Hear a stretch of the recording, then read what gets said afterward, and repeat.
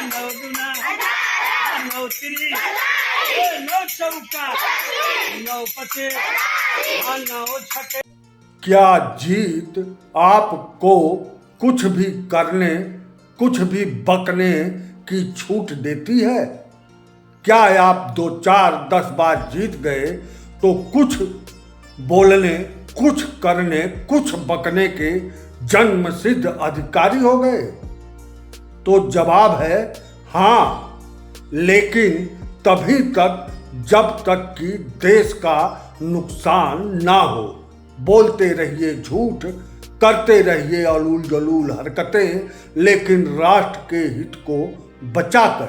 अगर कोई 4, 6, 10 चुनाव जीत जाए तो क्या उसे 200 करोड़ जनता को बेवकूफ़ बनाने, समझने और राष्ट्रीय मजाक चुटकुला सुनाने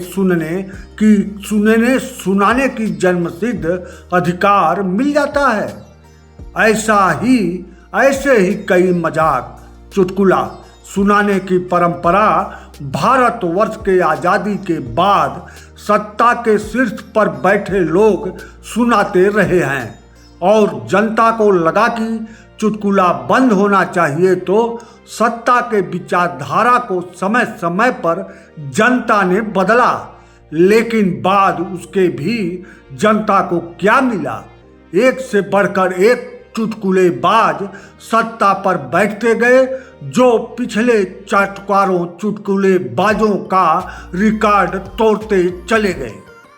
ऐसा ही इन दिनों उत्तर प्रदेश में राष्ट्रीय मजाक चुटकुला बैंड टहल रहा है, जिसका नाम है विकसित भारत संकल्प यात्रा बैंड। इसे विकसित भारत बैंड भी कहा जा रहा है।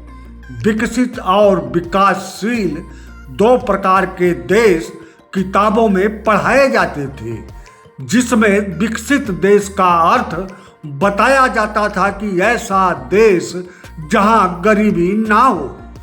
अपना देश भारत गरीबी मुक्त हो गया या इसे गरीबी मुक्त कर देंगे, ऐसा चुटकुला उत्तर प्रदेश में सरकारी तौर पर पूरे प्रदेश में सुनाया जा रहा है।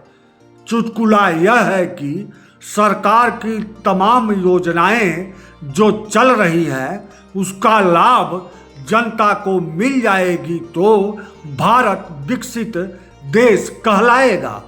अरे यह सारी सुविधाएं भारत की जनता को भिखमंगा बना रही है। इससे भारत विकसित देश नहीं बनेगा। यही है राष्ट्रीय चुटकुला या मजाक। लेकिन भारत की राजनीति की विडंबना यही है कि चाटुकार लोग 2-4 चुनाव अगर किसी नेता के नेतृत्व में जीत गए तो उस नेता को यह चाटुकार, पदलोभी और राष्ट्र के दीमक लोग भगवान बनाने पर तुल जाते हैं, क्योंकि ऐसे पदलोभी निकम्मे निठल्ले होते हैं। ऐसे भी यह चाटुकार लोग उस नेता को सनकी बना देते हैं और ऐसी ही अलूल जलूल हरकतें करते हुए लगातार देश का वह नेता नुकसान करता है। इससे जनता को स्वयं बचाव पर उतरना ही पड़ता है।